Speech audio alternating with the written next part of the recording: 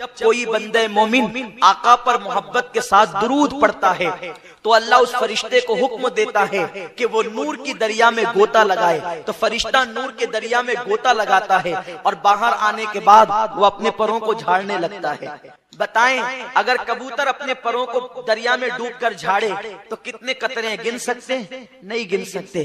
اگر مور دریا میں ڈوب کر اپنے پروں کو جھاڑے تو کتنے قطرے گن سکتے ہیں؟ نہیں گن سکتے۔ یار پر والوں کو تو جانے دیجئے، انسان اگر خود غسل کر کے اپنے سر کے بالوں کو اگر یوں جھاڑے تو کتنے قطرے گرے اس کا اندازہ نہیں ہو سکتا۔ تو وہ فرشتہ جس کا ایک بازو مشرق میں ہے، یعنی اس کے پر ایک طرف مشرق میں ہے، دوسرا بازو مغرب میں ہے، اس کا سر زیر عرش ہے، اس کے پیر تحت الثری میں ہے، جب کوئی بندے مومن درود پڑھتا ہے تو وہ نور کے دریا میں غوطہ لگاتا ہے اور باہر نکل کر وہ اپنے پروں کو جھاڑتا ہے۔ سوچو کس قدر اس کے قطرے گرتے ہوں گے۔ میرے آقا غیب دا نبی فرماتے ہیں اس کے پروں سے جتنے نور کے قطرے گرتے ہیں، ہر قطرے سے اللہ فرشتے کو پیدا فرماتا ہے، اور جتنے ہزاروں لاکھوں کروڑوں فرشتے پیدا ہوتے ہیں وہ سب کے سب قیامت تک کے لیے اس کا نام لے کر مغفرت کی دعا کرتے ہیں جس کے درود سے وہ پیدا ہوتے ہیں۔ توجہ کریں، آپ کے درود سے فرشتے پیدا ہوتے ہیں۔ اسی لیے پوری کائنات کے اندر اللہ کی 18,000 مخلوق ہے کم و بیش۔ کتنی مخلوق ہے؟ 18,000 مخلوق ہے کم و بیش۔ یہ ناک کے اندر جو جراثیم جاتے ہیں وہ بھی اللہ کی مخلوق ہے نا، جس کو جراثیم کہتے ہیں، کیٹانو جس کو کہتے ہیں، وہ بھی اللہ کی مخلوق ہے۔ ایک سانس لیتے ہیں تو کروڑوں اربوں خربوں ناک میں گھستے ہیں نا، وہ اتنی مخلوق ہے اللہ کی۔ لیکن فرمایا گیا اللہ کی مخلوق کے 10 حصے ہیں، اللہ کی مخلوق کے 10 حصے ہیں، ایک حصے میں ساری مخلوق ہے، جنات، انسان، جراثیم، جانور، حیوان، سب، درخت، شجر، حجر، برگ، ثمر، بلبل، چڑیا، مرغ، سب ایک حصے میں ہے، اور 9 حصے فرشتے ہیں۔ سوچو فرشتوں کی تعداد کتنی ہوگی، کتنی تعداد ہوگی فرشتوں کی، اندازہ لگاؤ۔ تو یہ جو فرشتے پیدا ہوتے ہیں کس طرح پیدا ہوتے ہیں؟ انسان شادی کرے تو انسان پیدا ہوتا ہے، اور انسان درود پڑھے تو فرشتے پیدا ہوتے ہیں۔ میں نے سوچا یہ درود سے انسان بھی پیدا ہوا، درود سے فرشتے بھی پیدا ہوتے۔ کیسے؟ جب آدم و حوا کا نکاح ہوا تو اللہ نے کہا آدم نکاح کے بعد میرے محبوب پر مہر کے طور پہ درود پڑھ، میرے محبوب پر درود پڑھ بطور مہر، یہ مہر ادا ہوگا۔ آدم نے درود پڑھا تو حوا حلال ہو گئی، حوا حلال ہو گئی تو دنیا بحال ہو گئی۔ اب آپ اندازہ فرمائیں یہ دنیا وسیع ہو گئی، دنیا میں لوگ پیدا ہو گئے۔ اللہ اکبر، بغیر درود کے نہ انسان پیدا ہوا اور نہ بغیر درود کے فرشتے پیدا ہوتے ہیں۔ تو اب بتائیں جو درود نہیں مانتے ان مردودوں کا وجود کیسے؟ فرشتے بھی بغیر درود کے نہیں، انسان بھی بغیر درود کے نہیں۔ تو جن مردودوں کو اعتراض ہے درود پر، ارے درود وہ ہے، اللہ نماز نہیں پڑھتا نماز کا حکم دیتا ہے، روزہ نہیں رکھتا روزے کا حکم دیتا ہے، حج نہیں کرتا حج کا حکم دیتا ہے۔ درود وہ عمل ہے، وہ درود بھیجتا بھی ہے اور درود پڑھنے کا حکم بھی دیتا ہے۔ وہ لا شریک بھی، وہ لا شریک بھی مومنوں کو کہتا ہے کہ جب تم درود پڑھتے ہو تو ہم بھی درود تمہارے ساتھ بھیجتے ہیں، یا ہم بھیجتے ہیں۔ سنو سنو، میرے آقا فرماتے ہیں جب تم دعا کرو یا دعا سنو تو بلند آواز سے آمین کہو۔ جس کی آمین فرشتوں کی آمین سے مل جاتی ہے اس کی مغفرت ہو جاتی ہے، کیونکہ فرشتے بھی آمین کہتے ہیں، تم بھی آمین کہتے ہو۔ جس کی آمین فرشتے کی آمین سے مل گئے اس کی مغفرت ہو گئی۔ اللہ بھی درود بھیج رہا ہے، بندہ بھی درود بھیج رہا ہے۔ جس کا درود خدا کے درود سے مل جائے اس کا مرتبہ کیا ہوگا؟ جس کا درود، ارے جس کی آمین فرشتوں کی آمین سے مل جائے اس کو جنت مل جائے، جس کا درود خدا کے درود سے مل جائے اس کا مرتبہ کیا ہوگا؟ امام المتکلمین مولانا نقی علی خان علیہ رحمہ جو اعلیٰ حضرت کے والد بزرگوار ہے، فرماتے ہیں ایک مرتبہ درود پڑھنا پوری دنیا کی نعمتوں سے بڑھ کر ہے۔ درود وہ ہے، درود کا ثواب وہ ہے۔ آئیے بہت تفصیل میں نہیں جاتے، چند باتیں عرض کرتے ہیں تاکہ ہم درود پڑھیں، درود پڑھنے کے عادی بنیں، آج سے عادت بنائیں۔ درود پڑھنے میں کبھی شرمایا نہیں کریں بلکہ اپنی عادت بنائیں، اٹھتے بیٹھتے چلتے پھرتے آقا پہ درود شریف پڑھا کریں، کیونکہ میرے آقا فرماتے ہیں، توجہ کریں آپ، جب بیان ہوتا ہے تو آپ سوچتے ہیں نا کہ آپ مقرر کے قریب بیٹھے، آپ سوچتے ہیں کہ نہیں سوچتے؟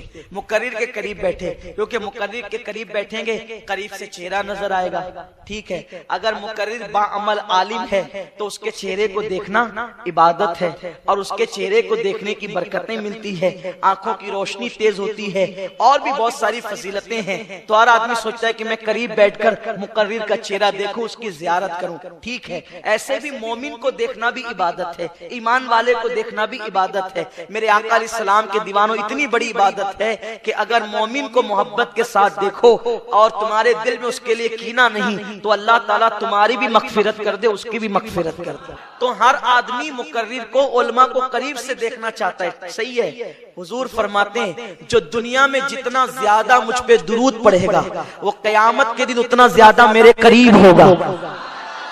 مقرر کے قریب نہیں، جو تقریروں کا عنوان ہے اس نبی کے قریب، جو تقریروں کی جان ہے اس نبی کے قریب، جو ایمان کا ایمان ہے اس نبی کے قریب۔ کس کی برکت سے؟ درود کی برکت سے۔ اب جو رسول پاک کے جتنا قریب ہونا چاہتا ہے قیامت میں، وہ اتنا کثرت سے درود پڑھے، اٹھتے بیٹھتے چلتے پھرتے سوتے جاگتے وضو بے وضو درود ہی پڑھتے رہو، درود میں ڈوب جاؤ۔ حضرت شیخ عبدالحق محدث دہلوی کہتے ہیں کہ جب میں مکہ سے مدینہ شریف جا رہا تھا تو میرے استاد شیخ عبدالوہاب متقی نے فرمایا، بیٹے فرض نمازوں کے بعد اس پورے سفر میں صرف درود پڑھنا اور درود ہی پڑھنا، اس لیے اس سے بہتر کوئی عمل نہیں ہے اس سفر میں۔ تو میں نے پوچھا حضرت کتنی مرتبہ پڑھوں؟ کہا کوئی تعداد نہیں، جتنی زیادہ پڑھ، حتیٰ کہ تو درود کے رنگ میں رنگ جا، درود کے رنگ میں رنگ جا۔ کسی عبادت کے کرنے پر اتنی جلدی بندہ ولی نہیں بنتا جتنا درود شریف پڑھنے کی برکت سے ولی بن جاتا ہے۔ حضور محدث اعظم نے کہا ہے نا، یا غوث کہتے کہتے ہو جاتے ہیں غوث، خواجگی مل جاتی خواجہ کا دم بھر کے تو دیکھ۔ اب بتاؤ جب یا غوث کہنے سے ولایت ملتی ہے تو یا محمد کہنے سے نہیں مل سکتی؟ غوث العظم کو یا محمد کہنے سے ولایت ملی ہے، ان کو یہ مرتبے ملے ہیں۔ حالانکہ ہمارے بعض علماء یہ کہتے ہیں کہ ڈائریکٹ یا محمد کہنا بے ادبی ہے، لیکن ہمارے بعض علماء نے جو اس پر نقطہ بیان کیا وہ یہ ہے کہ حضور کا نام بطور نام یا محمد کہنا یہ بے ادبی ہے، لیکن حضور کا نام ایک مقام پر نام ہے اور دوسرے مقام پر وہ مکمل نعت ہے، کیونکہ محمد کا مطلب ہوتا ہے جس کی سب سے زیادہ تعریف کی گئی ہو، تو اس لیے یہ نام مستقل ایک نعت بھی ہے۔ تو اگر بطور نعت یا محمد کہا جائے تو پھر کوئی گناہ نہیں رہتا، کوئی بے ادبی نہیں رہتی، اس لیے کہ حضور صلی اللہ علیہ وسلم نے حدیث میں خود یہ سکھایا ہے، یا محمد انی اتوجہ الیکا، یہ الفاظ حدیث مبارکہ میں آئے ہیں۔ تو میرے پیارے آقا صلی اللہ علیہ وسلم کے پیارے دیوانوں، صحابہ نے بھی یا محمدہ کہہ کر کے پکارا ہے۔ بہرحال وہ میرا عنوان نہیں، تو عرض یہ کر رہا تھا جب یا غوث کہنے سے غوث بن جاتا انسان تو حضور کا نام لینے سے کیا مرتبہ ملے گا، حضور کا نام لینے سے کیا مقام ملے گا۔ اور یاد رکھنا آقا کریم صلی اللہ علیہ وسلم پہ جب درود پڑھا جاتا ہے تو درود کی برکت سے گناہ معاف بھی کیے جاتے ہیں۔ آقا فرماتے ہیں جو مجھ پہ ایک بار درود پڑھے اللہ اس کو 10 نیکیاں عطا کرتا ہے، کو مٹا دیتا ہے اور اس کے 10 درجات کو بلند فرما دیتا ہے۔ ایک مرتبہ کا واقعہ ہے کہ ایک شخص اپنے باپ کے ساتھ حج کے لیے چلا، اور جب وہ حج کرنے کے لیے پہنچا تو وہ کعبے کا غلاف پکڑتا تو درود پڑھتا، طواف کرتا تو درود پڑھتا، زمزم پہ آتا تو درود پڑھتا، مقام ابراہیم پہ آتا تو درود پڑھتا، درود درود درود درود درود ہی پڑھتا رہا۔ عرفات میں درود، مینا میں درود، مزدلفہ میں درود، سب جگہ درود۔ یہ بھی ایک بات ہے، جو درود پڑھتا ہے نا اس کے دل کی جتنی تمنا ہوتی ہے بغیر مانگے ملتی ہے، اس لیے کہ درود حضور کے لیے دعا ہے۔ درود جو محبوب کے لیے دعا کرے تو اللہ تعالیٰ پھر اس کو دعا کی حاجت کیا ہے۔ اب یہاں یہ بات مت سوچنا کہ ہم حضور کے لیے دعا کرتے ہیں تو حضور کے مرتبے پڑھتے ہیں، نہیں، اللہ اکبر، ہم حضور کے لیے دعا کرتے ہیں تو اپنی بگڑی بنتی ہے، ہم حضور کے لیے دعا کرتے ہیں تو اپنی بگڑی بنتی ہے، اور درود درود درود پڑھتے رہے۔ وہ نوجوان کو ایک بزرگ نے دیکھا، لوگوں نے اس بزرگ کا نام غلط بیان کیا ہے، لیکن زیادہ تر لوگ جس بزرگ کا نام بیان کرتے ہیں وہ حضرت مالک ابن دینار ہے۔ حضرت مالک ابن دینار نے اس بندے کو دیکھا اور پوچھا کہ اے بندے تو طواف کرتا ہے تو درود پڑھتا ہے، عرفہ میں درود، مزدلفہ میں درود، مقام پر درود، ملتزم پر درود، ہر جگہ درود درود۔ کیوں درود پڑھتا ہے؟ اس نے کہا اگر آپ اتنے بڑے اللہ کے برگزیدہ بندے نہ ہوتے تو میں آپ کو یہ راز کبھی نہ بتاتا۔ میں جو آ رہا تھا اپنے باپ کے ساتھ، جب میں اپنے باپ کے ساتھ سفر حج پہ نکلا تو مجھے معلوم ہے کہ میرا باپ بڑا پاپی ہے، لیکن میری نیت یہ تھی کہ میرا باپ حج کر لے گا تو اللہ تبارک و تعالی اس کے گناہ کو معاف کر دے۔ لیکن افسوس اس پر ہوا کہ جب ہم لوگ حج کا سفر کرتے رہے تو اچانک رستے میں میرے باپ کی طبیعت علیل ہوئی اور اس کا انتقال ہو گیا۔ اور جب اس کا انتقال ہو گیا، صحرا تھا، جنگل تھا، بیابان تھا، میں نے اس غم کے عالم میں کہ اب میں اور میرا باپ، میں کیسے اس کی تدفین کروں، کیا کروں، کچھ سمجھ میں نہیں آتا تھا۔ ایسے میں نے سوچا کہ ایک کام کرتے ہیں کہ باپ کے لیے قبر کھودتے ہیں۔ میں اپنے باپ کے لیے قبر کھودنے لگا تو میں نے کیا دیکھا کہ میرے باپ کی شکل گدھے کی طرح، اس کا پورا جسم انسان کی طرح اور اس کی شکل گدھے کی طرح۔ میں تو اور پریشان ہوا کہ میرے لیے تعجب کی بات زیادہ نہ تھی، لیکن پھر بھی افسوس تھا کہ وہ باپ ہے، کیونکہ وہ بہت بڑا پاپی انسان تھا، بہت بڑا گنہگار تھا، سیاکار تھا وہ۔ ایسے میں نے اس کے جسم پہ چادر ڈال دی، کیونکہ اب میں کیا کر سکتا تھا، میں نے اس کا چہرہ چھپا دیا اور میں اس کے سرانے بیٹھ کر کے رونے لگا۔ ایک تو بڑی محنت سے قبر کھودی ریت میں، اب اس کو دفن کرنا ہے، لیکن اس کا چہرہ گدھے کی طرح ہو گیا، چہرہ بگڑ گیا۔ اور میں دیکھ کر کے ڈرتا بھی تھا، حیرت بھی کرتا تھا، غم بھی تھا، افسوس بھی تھا۔ اسی روتے روتے میری آنکھ لگ گئی۔ جب میری آنکھ لگی تو میں نے کیا دیکھا کہ خوبصورت جوان میرے خواب میں دکھے اور بہت خوبصورت سا چہرہ تھا، کالی کالی زلفیں تھی، خوبصورت سی آنکھیں تھی اور ان کے جسم سے خوشبو کی لپیٹیں اٹھ رہی تھی۔ وہ چلتے تھے تو ایسا لگتا تھا جیسے عرش فرش پر آ گیا ہو۔ ان کی اس معصوم ادا کو دیکھ کر میں حیران تھا۔ وہ سیدھا آئے اور آنے کے بعد میرے باپ کی میت سے چادر ہٹایا، دیکھا تو جو ہے وہ گدھے کی طرح چہرہ تھا، اپنا مبارک ہاتھ چمکتا ہوا انہوں نے میرے باپ کے چہرے پہ پھیرا تو میرے باپ کا چہرہ 14ویں رات کے چاند کی طرح روشن ہو گیا، منور ہو گیا۔ اور جب وہ جانے لگے تو میں نے ان کا دامن پکڑ لیا اور عرض کیا، محترم آپ کون ہیں؟ اے مشکل کشا، میری مشکل کو دور کرنے والے کون ہیں اور میرے باپ پر اتنا رحم کرنے والے کون ہیں؟ تو انہوں نے مڑ کے کہا، کیا تم مجھے نہیں پہچانتا؟ میں محمد ابن عبداللہ ہوں، میں تیرے باپ کا اور تیرا رسول ہوں اور نبی ہوں۔ میں نے عرض کیا، آقا میرا باپ تو بڑا پاپی تھا، اس کا چہرہ گدھے کی طرح ہو گیا اور آپ نے آ کر اس کا چہرہ چاند کی طرح کر دیا، وجہ کیا ہے؟ ارشاد ہوا، یہ پاپی تو بہت تھا لیکن سونے سے پہلے مجھ پہ درود پڑھ لیا کرتا تھا۔ جب یہ دنیا میں مجھے نہ بھولا تو مرنے کے بعد میں اس کو کیسے بھولوں؟ اور آقا علیہ الصلوۃ والتسلیم تشریف لے گئے۔ جب میرے آقا تشریف لے گئے تو کہتے ہیں میری آنکھ کھل گئی اور آنکھ کھلی تو میں نے دیکھا کہ میرے باپ کا چہرہ 14ویں رات کے چاند کی طرح چمک رہا تھا۔ اللہ اکبر۔ وہ کہتے ہیں پھر میں نے اپنے باپ کو خوشی خوشی دفن کر دیا اور میں نے عہد کر لیا اب ساری زندگی فرائض اور واجبات کے بعد اگر سب سے زیادہ کوئی عمل کروں گا تو صرف اپنے نبی پہ درود و سلام پڑھوں گا۔ میرے پیارے آقا صلی اللہ علیہ وسلم کے پیارے دیوانوں، ماہ رمضان شریف آ رہا ہے، کثرت کے ساتھ درود شریف پڑھے اور کوشش کرے کہ کم سے کم 1000 مرتبہ درود شریف تو روزانہ ماہ رمضان شریف میں ہم نے پڑھنا ہی پڑھنا ہے، اس لیے کہ درود شریف کی بڑی برکتیں ہیں۔ میں کیا عرض کروں، درود شریف کا مقام کیا ہے۔ میرے پیارے آقا علیہ السلام کے پیارے دیوانوں، صحابہ کرام کثرت سے درود پڑھتے تھے، اولیاء کرام کثرت سے درود پڑھتے تھے،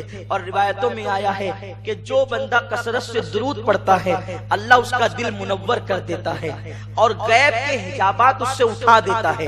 اور فرمایا گیا جو کثرت کے ساتھ درود پڑھتا ہے پھر اللہ تبارک و تعالی اس کے دل کو منور کر کے وہ آنکھیں عطا کرتا ہے کہ اس کی ہتھیلی پر وہ اللہ کے شہروں کو دیکھنے لگتا ہے، وہ دنیا کو اپنی ہتھیلی پر دیکھنے لگتا ہے۔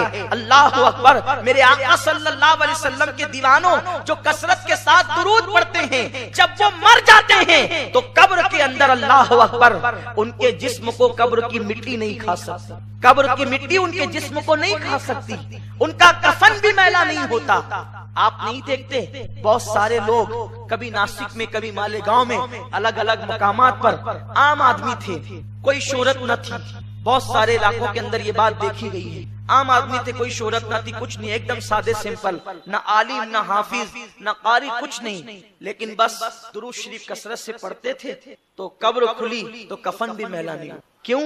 اس کی وجہ ہے کہ جس سینے میں درود ہوگا اس سینے میں حضور کا عشق ہو، اور درود پڑھنے والوں کو بہت جلدی حضور کا دیدار نصیب ہو، بہت جلدی زیارت نصیب ہوتی ہے۔ حضرت امام شافعی رحمۃ اللہ علیہ کو کسی نے وصال کے بعد دیکھا اور پوچھا کہ اللہ نے آپ کے ساتھ کیا سلوک کیا، تو آپ ارشاد فرماتے ہیں کہ میں نے اپنی کتاب میں حضور پر ایک درود لکھا تھا، اس درود کو قبول کر لیا گیا اور مجھ پر جنت کے پھول نچھاور کیے گئے اور مجھے دلہن کی طرح سجا کر کے جنت میں داخل کیا گیا۔ میرے آقا صلی اللہ علیہ وسلم کے دیوانوں درود شریف پڑھنے کی عادت بنائیں، اور آقا کریم پر جتنا درود پڑھو گے اتنا دل میں محبت بڑھے گی، پیار بڑھے گا۔ اللہ کا ذکر کیا ہے؟ اس کا نام لو، اللہ اللہ اللہ اللہ اللہ، لا الہ الا اللہ، لا الہ الا اللہ، لا الہ الا اللہ، ذکر کرتے رہو۔ ابھی قاری اختر صاحب آپ کو نماز کے مکروہ اوقات بتا رہے تھے کہ طلوع کے وقت، غروب کے وقت، اور جب سورج سر پر ہوتا ہے، جسے عوام اپنی دانست میں زوال کہتے ہیں، حالانکہ وہ انہوں نے بتایا کہ زوال نہیں ہے، زوال کے وقت تو نماز منع نہیں، بلکہ زوال کا وقت تو نماز کو جائز کرنے کا اور شروع کرنے کا وقت ہوتا ہے نا، اس کو شرعی نصف النہار کہتے ہیں، یعنی کہ نصف النہار کا مطلب آدھا دن جب سورج سر پر آ جائے، یعنی جب سورج کی ابتدا ہو تب بھی منع، انتہا ہو اینڈ پر غروب ہو رہا ہو تب بھی منع، اور جب بیچ میں آ جائے تب بھی۔ اسی طرح یعنی نماز بھی ایک موقع آتا ہے کہ منع ہو جاتی کہیں، ٹھیک ہے، نہیں پڑھ سکتے آپ طلوع کے وقت، غروب کے وقت، اور روزہ بھی کبھی منع ہوتا ہے، عید کے دن نہیں رکھ سکتے، اور پھر ادھر بقرعید کے 4 دن نہیں رکھ سکتے۔ حج کی تو اجازت ہی مخصوص ایام میں، اس کے علاوہ حج نہیں ہو سکتا، کوئی کرے تو نہیں ہوگا حج، یعنی کسی چیز کا کوئی نہ کوئی وقت مقرر ہے، پھر تعداد بھی مقرر ہے، اپنی مرضی سے نہیں کر سکتے۔ لیکن اللہ کے ذکر کی شان یہ ہے کہ اللہ کا ذکر کبھی منع نہیں، اور اس کی کوئی تعداد بھی نہیں ہے، بلکہ کیا فرمایا؟ اللہ کا ذکر کرو ذکرن کثیرا، اللہ کا ذکر کثرت سے کرو۔ اور پھر اللہ کا ذکر کیا ہے؟ اللہ فرماتا ہے فَاذْكُرُونِي أَذْكُرْكُمْ، تم میرا ذکر کرو میں تمہارا ذکر کروں۔ بعض مفسرین نے کہا کہ تم میرا ذکر کرو میں تمہارے چرچے کروں گا۔ اس ضمن میں حدیث پاک آئی ہے، میرے آقا علیہ السلام حدیث قدسی بیان فرماتے ہوئے کہتے ہیں کہ اللہ فرماتا ہے جب تم میرا ذکر محفلوں میں کرتے ہو تو میں تمہارا ذکر فرشتوں کی محفل میں، اور جب تم میرا ذکر اکیلے میں کرتے ہو تو پھر میں تمہارا ذکر شان تنہائی کے ساتھ کرتا، تم مجھے جیسے یاد کرتے ہو میں تمہیں ویسے یاد کرتا۔ اللہ کا ذکر یہ کرتے رہو، اللہ کا ذکر۔ تو فرمایا کہ وَذَكَرَ اسْمَ رَبِّهِ، اور جنہوں نے اللہ کا ذکر کیا اپنے رب کا ذکر کیا، فَصَلَّى، اور انہوں نے نماز قائم کی، نماز پڑھی ہوئی، وہ نمازی ہو گئے۔ پہلی چیز گناہ سے پاک ہوئے، دوسری چیز اللہ کا ذکر کی۔ میرا مشورہ ہے آپ سے کہ اٹھتے بیٹھتے چلتے پھرتے کوئی ایک ذکر مقرر کر لو جو آپ کو سمجھ میں، جیسے اللہ اللہ اللہ اللہ اللہ پڑھتے رہو، یا پھر آپ اللہ کا ذکر کریں۔ حدیث پاک میں آتا ہے جو اللہ کہتا ہے اللہ اس کو اپنا دوست بنا دے، اللہ کا ذکر کریں، یا پھر کلمہ شریف پڑھتے رہیں، لا الہ الا اللہ لا الہ الا اللہ لا الہ، کئی مرتبہ اس کی تکرار کریں، پھر اس کے بعد محمد الرسول اللہ کہہ لیں۔ اب اس سے ہوگا کیا؟ جب آپ یہ ذکر کریں گے زبان سے کریں، اور اگر زبان سے نہیں کرتے تو زبان بند کر دیں اور دل میں ذکر کریں لا الہ الا اللہ یا اللہ اللہ اللہ اللہ اللہ۔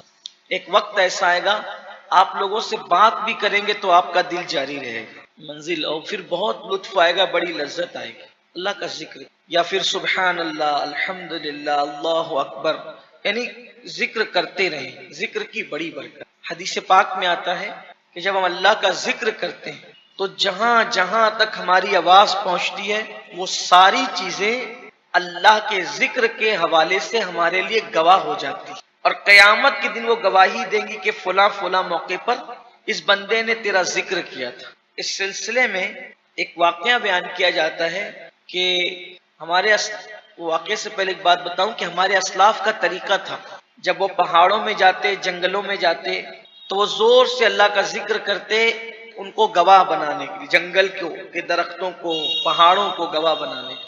ایک مرتبہ امام اہل سنت سیدی اعلیٰ حضرت سفر میں تھے، تو جب اسی آپ نماز کا وقت آئے تو آپ نے خود اذان دی، امام نے خود اذان دی، امام اہل سنت سیدی اعلیٰ حضرت نے خود اذان دی۔ لوگوں نے کہا کہ حضرت آپ نے اذان پڑھی؟ تو فرمایا ہاں، میں ان پہاڑوں کو اپنے ایمان پر گواہ بنانا چاہتا ہوں۔ لوگ جب پہاڑوں میں جاتے ہیں تو اپنا نام لکھتے ہیں، ان دیوانوں کو چاہیے کہ اپنا نام لکھنے کی بجائے وہ اللہ کا نام لینا، تاکہ قیامت کے دن وہ پہاڑ بھی گواہی دے کہ مولا اس نے ہم پر پہنچ کر تیرا ذکر کیا۔ اس سلسلے میں ایک واقعہ بیان کیا جاتا ہے کہ سیدنا ابراہیم ابن ادہم رضی اللہ تعالیٰ عنہ نے چند کنکریاں لی اور چند کنکریاں لے کر ان کے سامنے کہا لا الہ الا اللہ، اے کنکریوں گواہ رہنا کہ میں اللہ کی توحید بیان کروں، میں نے اللہ کا ذکر کیا، تم گواہ رہے۔ اور پھر ان کنکریوں کو زمین پہ ڈال دیا۔ اس رات سوئے تو خواب میں کیا دیکھا کہ حساب کتاب ہو رہا ہے اور اللہ کی طرف سے حکم ہوتا ہے کہ اس کو جہنم میں لے جاؤ۔ کس کو؟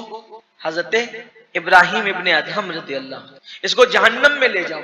تو فرشتے پکڑ کر جہنم میں لے جاتے ہیں، تو جہنم کے پہلے دروازے پر پہنچے تو وہاں پر ایک کنکری کو بہت بڑی چٹان کی شکل میں کھڑا ہوا پایا، اور وہ کنکری کہہ رہی تھی کہ میں اس کو جانے نہیں دوں گی کیونکہ اس نے مجھے گواہ بنا کر اللہ کا کلمہ پڑھا۔ فرشتے دوسرے دروازے پہ لے گئے تو دوسری کنکری کو پایا، تیسرے دروازے پہ لے گئے تو تیسری کنکری کو پایا، حتیٰ کہ سارے دروازوں پہ وہ کنکریاں بڑے چٹان کی شکل میں تھی۔ پھر حکم ہوتا ہے کہ اسے جنت میں لے جاؤ۔ یعنی اللہ والوں کو یہ بتایا جاتا ہے تاکہ ان کے اعمال کا فائدہ، یا خواب میں عام لوگوں کو بھی بتایا جاتا ہے مومنین کو، تاکہ ان کو پتہ چلے کہ انہوں نے جو عمل کیا اس کی برکتیں کیا ہیں۔ تو اللہ کا ذکر کرو، یہ جو بڑبڑ کرتے ہو نا، بک بک کرتے ہو، یہ ختم کرو، کوشش کرو زیادہ سے زیادہ اللہ کا ذکر کرنے کی۔ اور بہت مختصر مدت لے کر کے ہم آئے ہیں اس دنیا میں، اس لیے کوشش کرو۔ اور پھر میں لوگوں سے کہتا ہوں، پہلے ہی میں نے کہا کہ کلمہ طیبہ سے بڑھ کر اللہ کا کوئی ذکر نہیں۔ افضل الذکر لا الہ الا اللہ، سب سے بہترین ذکر کلمہ شریف ہے۔ کلمہ شریف پڑھو، بہت برکت ہے اس کی۔ اگر آپ کلمہ شریف اس طرح پڑھتے لا الہ الا اللہ محمد الرسول اللہ صلی اللہ علیہ وآلہ وسلم، اس طرح پڑھتے ہیں، آپ کو زندگی میں کوئی دوسرا وظیفہ کرنے کی ضرورت نہیں۔ اسی کلمہ شریف اور درود شریف کی برکت سے آپ کی روزی میں برکت ہوگی، آپ کی عمر میں برکت ہوگی، آپ کے رکے ہوئے کام ہو جائیں گے، آپ کے مسائل حل ہو جائیں گے، ہر درد کی دوا اس کے اندر موجود ہے۔ کلمہ شریف کی بہت برکت۔ حدیث پاک میں آتا ہے کہ جب بھی کوئی بندہ کلمہ طیبہ پڑھتا ہے لا الہ الا اللہ محمد الرسول اللہ صلی اللہ علیہ وآلہ وسلم، تو اللہ کا عرش جھومنے لگتا ہے، گھومنے لگتا ہے، اس پر وجد کی کیفیت طاری ہوتی ہے۔ اللہ فرماتا ہے اے عرش رک جا، ساکن ہو جا۔ عرش کہتا ہے مولا کیسے رکوں، آج ایک بندے نے کلمہ پڑھا ہے، جب تک اس کی بخشش نہیں ہوگی میں کیسے رک سکتا ہوں؟ تو ندا آتی ہے اے عرش تو بعد میں جھومنا شروع ہوا، اس کا کلمہ بھی مکمل نہیں ہوا تھا، ہم نے اس کی مغفرت فرمائی۔ کلمہ شریف بار بار پڑھنے کی عادت ہے، اور جب بھی کلمہ شریف پڑھو تو نیت یہ کر لو کہ ہم تجدید ایمان کر رہے ہیں، ایمان کو نیا کر رہے ہیں، ایمان کو تازہ کر رہے ہیں۔ بار بار کلمہ شریف پڑھو، اٹھتے بیٹھتے سوتے جاگتے کلمہ شریف پڑھو۔ لوگ وظیفے لیتے ہیں، کون سا وظیفہ کریں؟ میں نے اس سے پہلے رمضان شریف میں بھی اعتکاف والوں کو میں نے یہی عرض کیا کہ لوگ وظیفے لیتے ہیں، مشکل وظیفے۔ آپ سے پوچھتا ہوں، یہ کلمہ جسے ہم کلمہ طیبہ کہہ رہے ہیں، اللہ نے عرش پر لکھا، یہ کلمہ لا الہ الا اللہ محمد الرسول اللہ صلی اللہ علیہ وآلہ وسلم، اللہ نے عرش پر لکھا، عرش کے پائے پر لکھا، کرسی پر لکھا، جنت کے دروازوں پر لکھا، حوران جنت کی پیشانی پر لکھا، ان کی پتلیوں پر لکھا، اللہ نے لکھا۔ اب اگر اس سے بڑا کوئی کلمہ ہوتا تو کیا وہ نہ لکھا جاتا؟ تو جو کلمہ اللہ نے ہر جگہ لکھا، ہم اس کلمے کی اوپر توجہ نہیں دیتے اور کہتے ہیں وظیفہ دو وظیفہ دو۔ یہ سب سے بڑا وظیفہ ہے۔ یہ کون سا وظیفہ ہے جو کافر کو مومن بنا دیتا ہے، جو مشرک کو موحد بنا دیتا ہے؟ آپ ذرا سوچیں تو صحیح نا۔ یہ کلمہ شریف بہت برکت ہے اس کی، اور آسان بھی ہے، سب کو یاد بھی ہے، بار بار اس کی تکرار کرو۔